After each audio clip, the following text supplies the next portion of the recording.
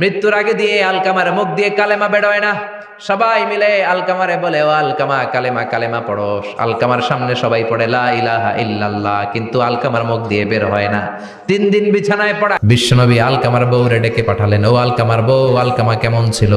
আলকামার বিবি বলে, খুব নামাজি ছিল নবী, জিকির করতো, তাহাজ্জুদ মিস হতো না।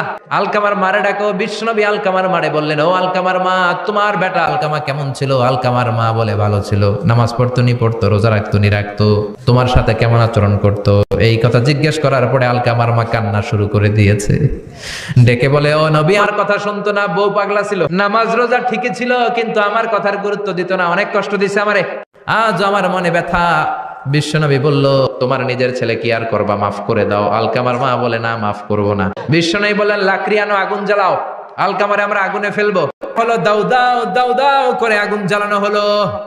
সব সাহাবীরা ধরাধরি করে আলকামারে আগুনে ফেলবে। ইন দা মিন টাইম আলকামার মা এসে বিশ্বনবীর পা ধরে বলে, ও নবী, আমার কলিজার টুকরারে আগুনে ফেলবেন না।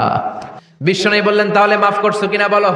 চোখের পানি ছেড়ে দিয়ে বলে, নবী যান, আলকামার ব্যাপারে আমার মনে আর কোনো দুঃখ নাই, আমার ছেলেটারে তারপরেও আপনি আগুনে ফেলবেন না, আমি আমার আলকামারে মাফ করে দিলাম। আলকামার মা আলকামার মাফের ঘোষণা যখন দিয়েছে, আলকামা চিৎকার করে পড়তে শুরু করেছে, লা ইলাহা ইল্লাল্লাহু মুহাম্মাদুর রাসূলুল্লাহ সাল্লাল্লাহু আলাইহি ওয়াসাল্লাম। মা বাবার সাথে বেয়াদবি করলে মরা